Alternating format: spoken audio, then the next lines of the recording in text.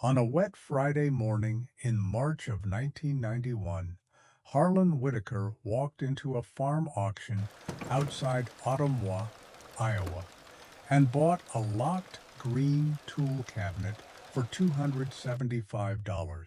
That was the tag. One metal cabinet, miscellaneous measuring tools, $275.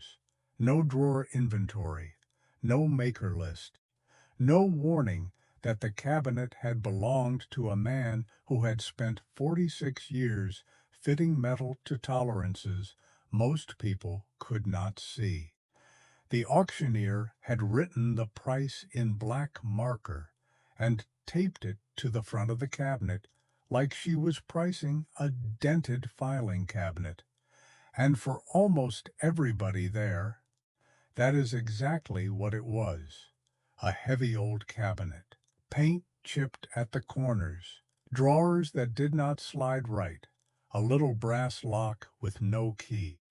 Something awkward enough that whoever bought it would need a second man and a strong back just to get it into a truck. Harlan stood in front of it for less than 30 seconds before his right hand stopped moving. Not because of the cabinet, because of what was showing through the half-inch gap in the second drawer. A strip of red felt, a bone-handled depth gauge, and the edge of a paper label printed in a typeface he had only ever seen in catalogs older than his father. The auctioneer saw old shop clutter. Harlan saw a locked sentence, and he knew, before he touched the cabinet, that somebody in that room had failed to read it. To understand why that mattered, you need to understand the country Harlan had walked into. Southern Iowa in early spring does not look dramatic from the road. It looks wet, flat, and tired. Bare fields, gray barns.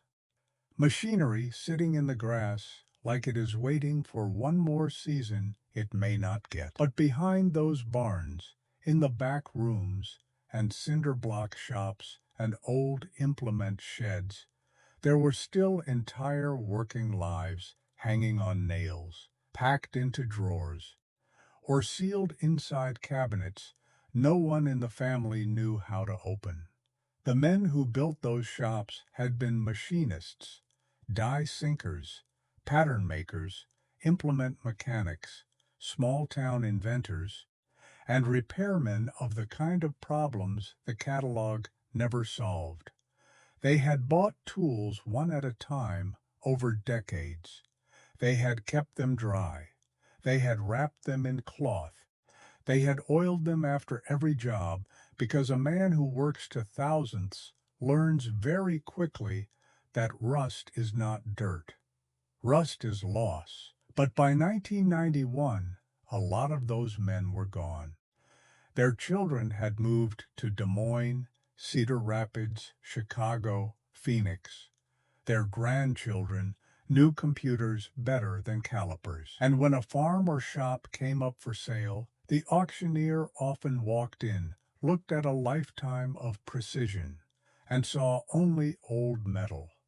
That was the gap, not between rich and poor, not between lucky and unlucky, between seeing and not seeing. The dead man who owned the cabinet was named Raymond Kettler. He was 83 when he died that winter. For most of his working life, he had been a fixture maker at a pump factory in Fairfield. Not the man on the brochure, not the man in the office, the man in the back room who made the pieces that allowed everyone else to make the same part correctly 1,000 times in a row.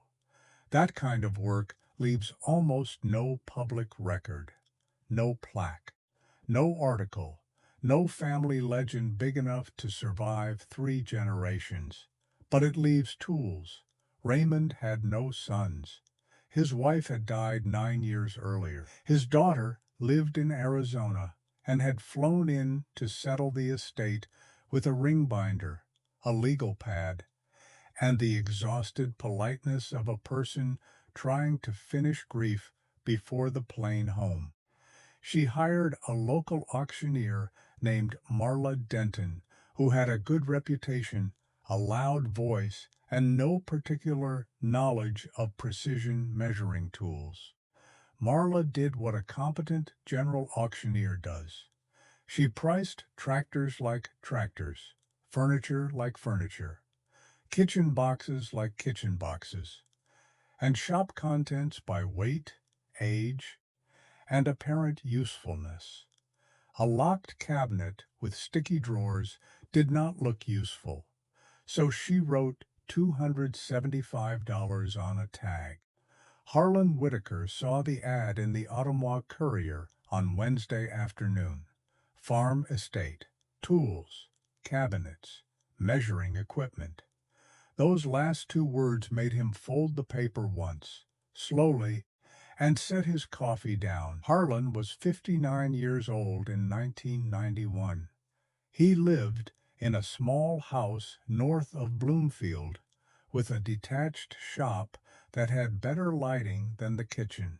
He had spent 28 years repairing and calibrating gauges for machine shops, feed mills, implement dealers, and small manufacturers that could not afford downtime or bad measurements.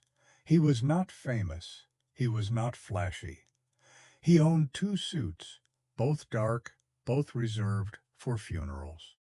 He drove a brown Dodge pickup with a dashboard cracked by the sun and a passenger seat permanently stained by cutting oil.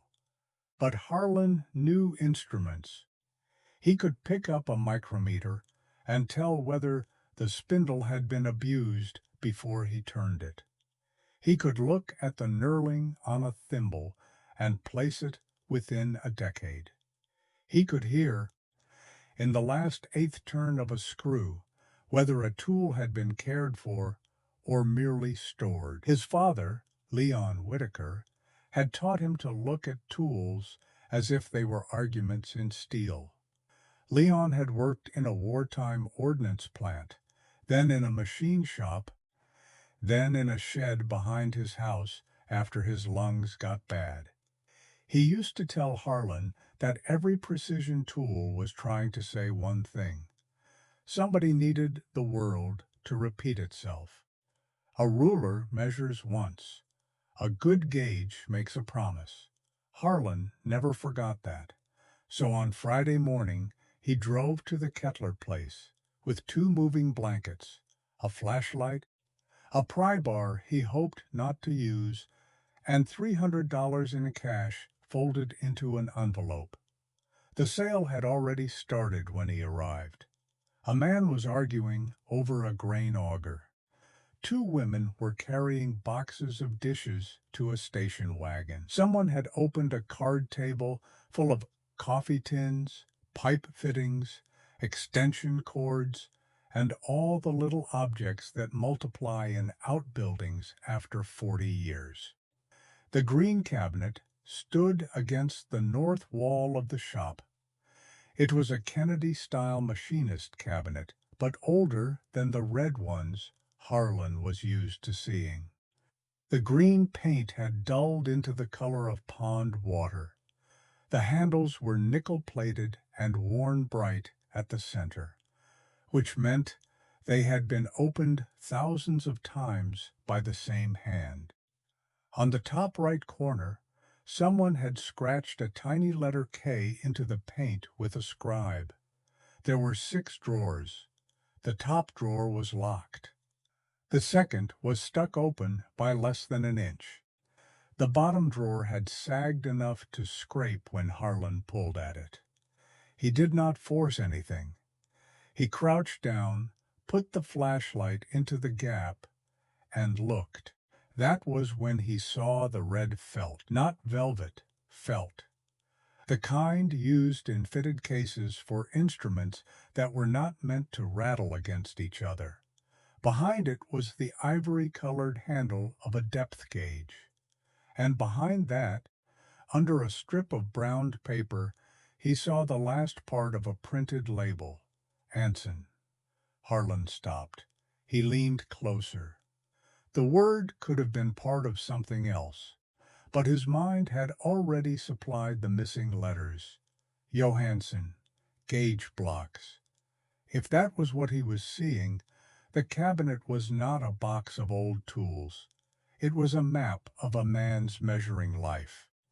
Marla Denton was standing near the doorway taking cash for a lawnmower. Harlan walked over and said, "Is the green cabinet priced as marked?" Marla looked past him. $275. Buyer moves it. Any key? Didn't find one. Anything in it? She shrugged. Shop tools, some little gauges. I didn't want to dump the drawers and lose pieces. That answer told Harlan two things. First, she did not know what was in the cabinet. Second, she had accidentally done the one thing that protected it. She had not emptied it into coffee cans. He took the envelope from his shirt pocket and handed her the cash. Marla counted it, wrote his name on the tag, and tore off the bottom half for her records. That was the sale. No speech, no lightning, no music. Just one woman selling what she had priced, and one man paying for what he recognized. It took Harlan almost 3 hours to move the cabinet, not because it was impossibly heavy, although it was heavy enough, because he would not tip it, shake it, drag it, or let anybody pull a drawer while it was in motion. He borrowed 2 wooden planks, slid the cabinet onto a furniture dolly inch by inch, wrapped it in blankets, and strapped it upright in the bed of his pickup. A younger man offered to help and grabbed one side too quickly. Harlan said, "Easy." The man laughed. "It's not a baby." Harlan looked at him and said, "No, it's more breakable." The man let go. By the time Harlan drove away, rain had started again. He kept one hand on the steering wheel and one eye on the cabinet in the rearview mirror, as if it might change its mind and leave. Back at his shop, he did not open it immediately. He put the cabinet on blocks. He brought in a heater to dry the air. He wiped the exterior with a soft cloth.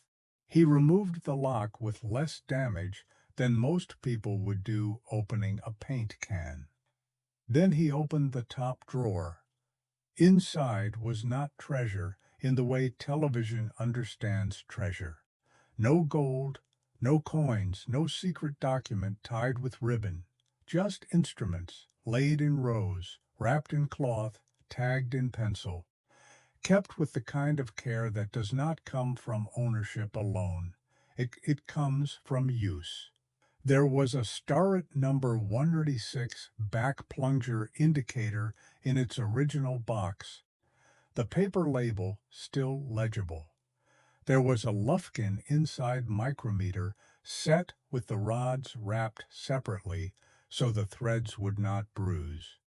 There was a brown and sharp vernier caliper with a satin finish that had not been polished away by some fool trying to make it look new. There were thread wires in envelopes, radius gauges in oiled paper, small squares, scribes, parallels, and a Pratt & Whitney comparator attachment Harlan had seen only twice in his life. And in the second drawer, exactly where the red felt had hinted, there was a small wooden case with a Swedish label and a fitted interior. Johansson gauge blocks. Not a complete laboratory master set. Not museum perfect. But a working set, early, cared for, and still accompanied by a handwritten card listing the last check Raymond Kettler had performed in 1978. Harlan sat down on the stool behind him. There are moments when value announces itself loudly. This was not one of them. This was the quiet kind. the kind that asks whether you are educated enough to hear it. Over the next 2 weeks, Harlan inventoried the cabinet the way another man might settle an estate.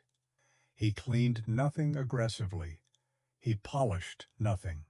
He did not try to improve what time had left honest. He opened each drawer, made notes, checked maker's marks, compared dates, measured wear, and separated common working tools from pieces that serious collectors and working shops would both recognize as rare. The cabinet had not been assembled by a collector chasing status. It had been assembled by a worker solving recurring problems that mattered. Collectors often buy the famous version of a tool because the famous version is famous. Working men buy the version that saves the job at 4:40 on a Friday afternoon when the part has to be right before the shift ends. Raymond Kettler's cabinet told that story. The surface plate scraper had been sharpened by somebody who knew what he was doing. The sign bar had a small burn mark on the case, but no abuse on the bearing surfaces. The thread wires were not just present. They were organized by pitch and tied with cotton string. The gauge blocks had wear, yes, but the wear was even, respectful, useful. Harlan made 3 phone calls, one to a dealer in Chicago who specialized in machinist tools, one to a retired metrology instructor in St. Louis, one to a collector in Milwaukee who had been hunting early Johansson's sets for 15 years. The conservative valuation came back between $46,000 and $53,000 for a cabinet bought for $275,000. That number will make people lean forward. But the number is not the story. The story is what the number measures.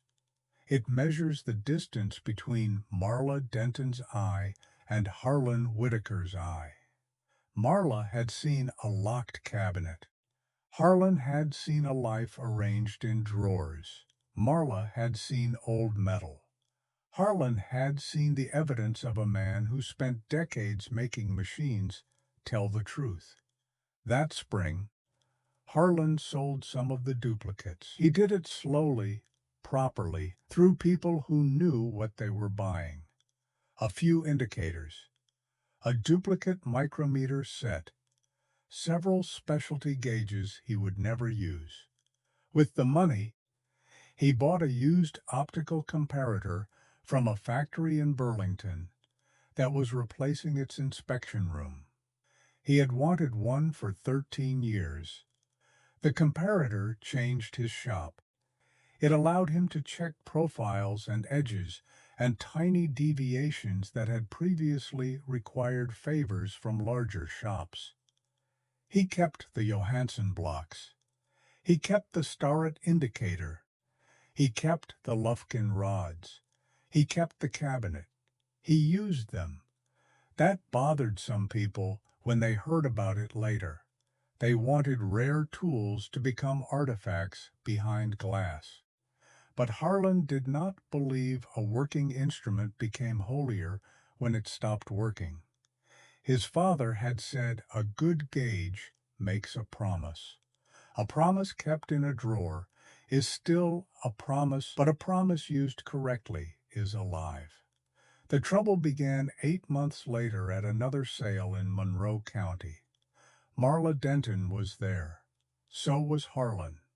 So was a man named Russ Beeler, who collected pocket watches, old anvils, patent medicine bottles, and gossip with equal enthusiasm. Russ had heard a version of the Kettler cabinet story from someone in Chicago. By the time the story came back to Iowa, the $275 cabinet had become a $60,000 cabinet, then a $75,000 cabinet, Then a secret fortune Harlan had apparently smuggled out under a tarp. Russ told Marla. He told her with the bright, helpful voice of a man dropping a lit match and calling it light. Marla found Harlan near a table of drill bits. "You knew," she said.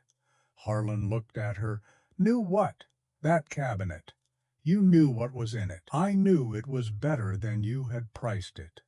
Her face tightened. "You could have said something." "I could have. But you didn't." "No." The conversation could have gone many ways. Harlan could have defended himself with rules. He could have said, "Buyer beware, seller beware, sale is final." All of that would have been true, and none of it would have been enough.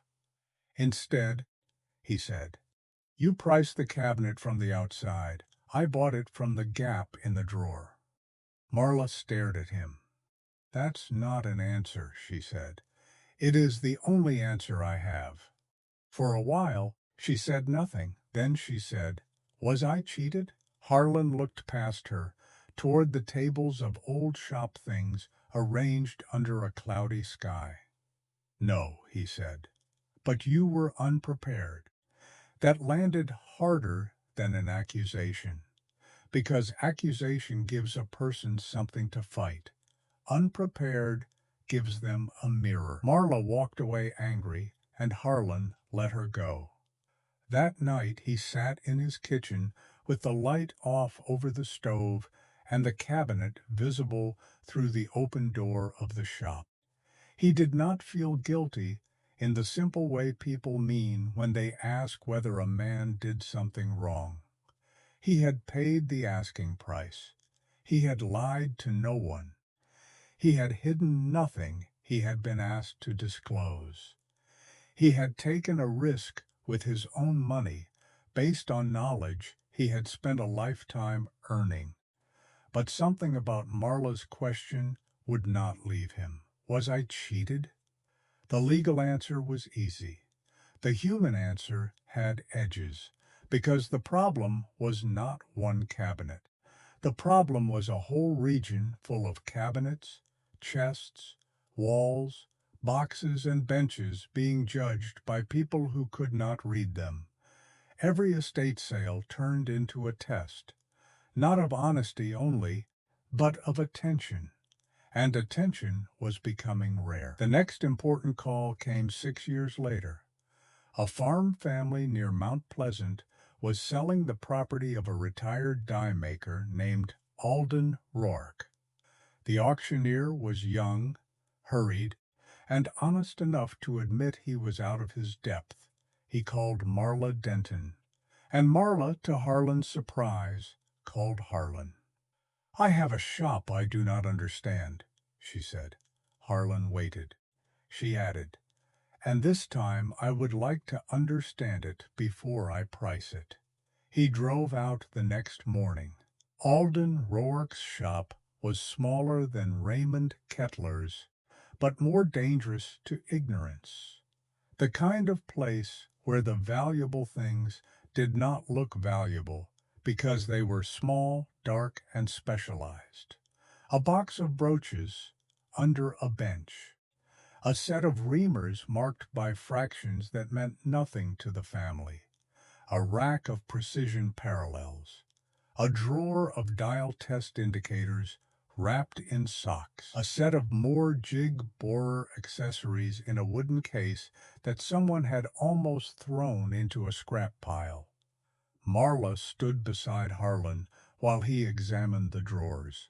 She did not pretend to know. That was the change. She asked what things were. She asked why the maker mattered. She asked what could be sold locally and what needed a specialist. She wrote down words she had never written before: metrology, gauge blocks, inspection grade, carbide, sign plate, calibration. After an hour, Harlan closed the drawer in front of him and said, "You need an appraisal." Marla said, "From you? No. From someone who does not want to buy it." That sentence became one of her rules. The workshop eventually sold through a specialty auction in Chicago for a little over $28,000 after fees. The family had expected maybe $2,000 if the scrap buyers were feeling generous. Marla called Harlan after the check cleared. "I keep thinking about the Kettler cabinet," she said. "I know. I would price it differently now. Yes, I wish I had known then." Harlan looked at the green cabinet across his shop. "That is what knowing costs," he said. "Time, mistakes, sometimes embarrassment." There was a pause. Then Marla said, "Can you teach me enough not to embarrass myself again?" Harlan almost smiled. "That," he said, "is a better question than what is it worth." She started coming to his shop on Wednesday evenings. Not every week, not formally. She would bring a notebook and a box of things she had set aside from upcoming sales. Harlan would put on coffee and make her identify what she could before he explained what she missed. He did not make it easy. He would place 3 micrometers on the bench and ask which one had been dropped. He would put 2 squares under the light and ask which edge had been stoned by a careful hand and which had been ruined by a nervous one. He would show her a maker's mark, cover it, and ask what else on the tool gave away the period. At first Marla learned names. Then she learned categories. Then, slowly, she learned to distrust her first glance. That was the real education. A beginner thinks expertise is knowing the answer. Harlan knew expertise often begins with the sentence, "Do not price this yet." By the late 1990s, Marla's sales changed.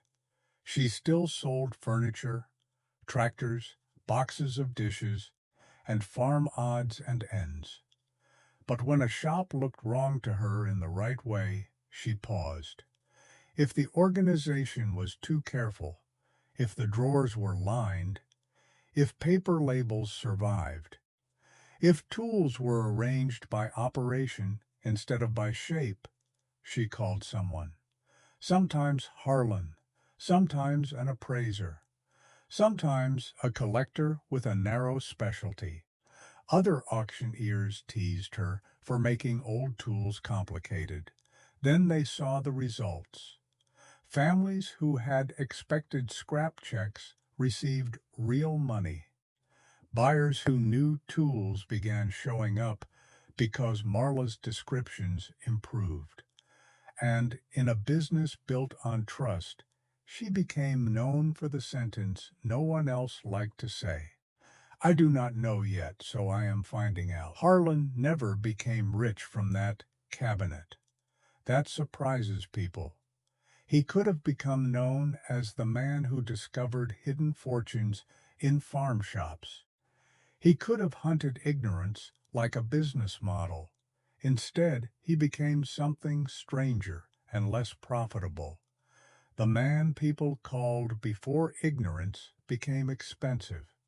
In 2004, his granddaughter Ellie was 16 and bored enough to spend 2 weeks of summer helping in the shop because her parents thought it would be good for her and because Harlan paid in cash. Ellie had no romance about old tools. She liked computers, drawing software, and the clean logic of things that could be searched. Harlan gave her a box of estate sale calipers and asked her to sort them. She sorted them by size. Harlan told her to sort them by story. She looked at him like he had finally become as old as he looked. So he showed her. This one had jaws polished unevenly because someone used it where he should have used a micrometer. This one had an owner's initials stamped in 3 places, which meant it once walked out of drawers if not watched. This one was cheap but honest. This one was expensive and abused. This one had been repaired by a man who knew the tool was worth saving. By the end of the week, Ellie was not in love with calipers. But she had begun to understand that objects carry information only if someone knows the language. In 2008, Marla called Harlan about a sale outside Keokuk. A retired pattern maker had died. His shop contained wooden shrink rules, layout squares, odd calipers, old foundry patterns, and a long bench with the top worn smooth at the exact places where hands had worked for decades. The family thought the wooden things were templates for crafts. Harlan was 76 by then. His knees were poor. He walked with a cane he hated. Ellie drove him. They arrived just after sunrise. Mist hung low over the pasture. The shop smelled of old pine, cutting oil, and dust. Harlan stood at the bench for a long time. Pattern making is a trade built on understanding that metal changes size as it cools. A pattern maker does not merely copy a shape. He builds the future error into the present object, so the final casting comes out true. Ellie listened as Harlan explained that. Then she looked at the wooden rulers on the wall. "So those do not measure the world as it is," she said. Harlan nodded. "They measure the world as it will become." That was the first time he saw her understand. Not the price, not the rarity, the idea. Marla had already changed by then. She had brought in a specialist before pricing the shop. The family received just under $19,000 for objects they had almost sold as decorative wood. After the sale, Ellie helped Harlan wrap one shrink rule and a small pattern maker's square he bought for his own shop at the appraised price. In the truck, she asked, "How many families never find out?" Harlan did not answer quickly. "More than should," he said. That winter, Ellie built the first version of the thing Harlan had never known how to build. Not a book at first. A spreadsheet. Maker. Tool type. Era. Identifying marks. Common mislabels. When to call an appraiser. Photographs. Notes. Marla contributed auction examples. Harlan contributed maker knowledge. Ellie built categories that could be searched by people who did not yet know the right words. The spreadsheet became a binder because some auctioneers still trusted paper more than screens. The binder became a photocopied field guide. The field guide became a small database hosted by a machinist society that had more enthusiasm than money. They called it the First Drawer Guide, not because the first drawer always contains the valuable thing, because the first drawer tells you whether you are allowed to keep guessing. The guide was plain. No glossy cover, no dramatic title. Just photographs, marks, warnings, and short sentences designed to stop expensive mistakes. Do not dump fitted cases into boxes. Do not polish measuring faces. Do not separate rods from micrometer heads. Do not sell gauge blocks as metal squares. Do not assume wooden pattern tools are carpentry tools. Do not price a lined drawer until someone who knows the category has seen it. Marla sent copies to auctioneers across Iowa and Missouri with a handwritten note. "This will not make you an expert. It will help you know when you are not one."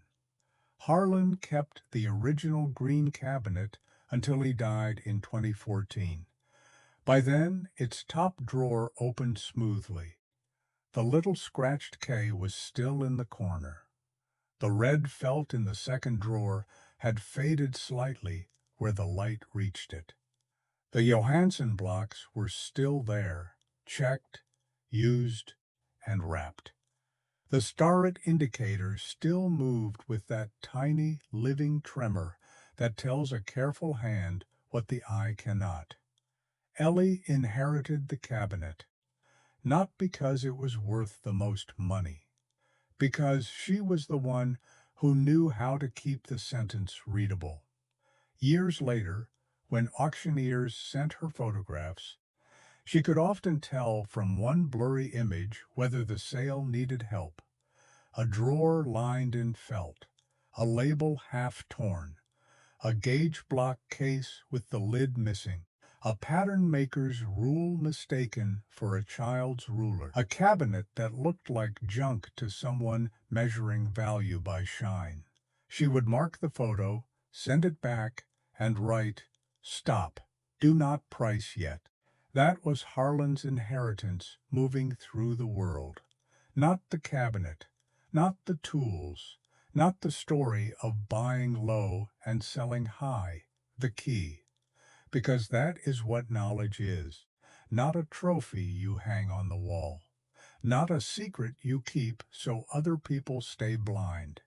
A key cut slowly by years of attention until it opens rooms other people walk past. On a wet Friday morning in March of 1991, $275 bought Harlan Whitaker a green cabinet full of measuring tools. But that is not what mattered. It bought proof that value does not disappear when nobody recognizes it.